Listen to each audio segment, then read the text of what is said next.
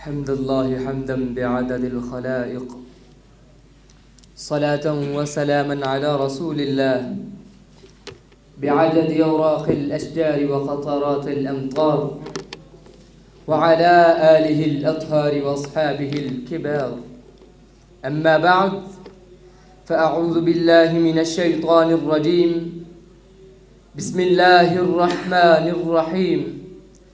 محمد رسول الله والذين معه أشداء على الكفار رحماء بينهم. صدق الله العظيم. يا صاحب السيادة ورئيس المجلس، ضيوفنا الكرام والسامعون، السلام عليكم ورحمة الله وبركاته. اليوم نتكلم عن مواخاة واحترام بين أبي بكر الصديق وذرية رسول الله صلى الله عليه وسلم. رئيس المجلس، المحبة والألفة والأنس والاحترام والأخوة والإيثار بين أبي بكر وذرية رسول الله صلى الله عليه وسلم مسلم ومحقق وثابت بالدلائل القطعية والقرائن المغزية إلى الحقيقة. والدلالة على هذا الآيات القرآنية والأحاديث النبوية والأخبار التاريخية المستندة كثيرة. رئيس المجلس ورسول الله صلى الله عليه وسلم ذكر فضائل أبي بكر كما ذكر فضائل علي وفاطمة والحسن والحسين رضي الله عنهم أجمعين مثلا. رئيس المجلس، إما أبو بكر لقبه النبي صلى الله عليه وسلم صديقا وعتيقا من النار، إما علي لقبه شجاعا واسدا وحيدرا. أخبر أبو بكر أن فاطمة أشبه من رسول الله صلى الله عليه وسلم من الناس جميعا، وقال إن رسول الله أحب إلي من نفسي، وذرية رسول الله أحب إلي من ذريتي، وقرابة رسول الله أحب إلي من قرابتي. وقد قال على المنبر الشريف لابن الرسول: هل أنبت الله الشعر على رؤوسنا إلا بأبيه.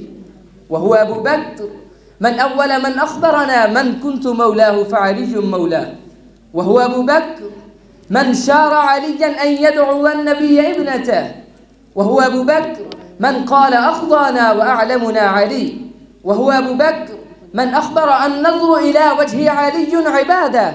وعلي كان يقول: أبو بكر أفضلنا بعد رسول الله، وأحبنا إليه أقربنا إليه من جميع أمتي.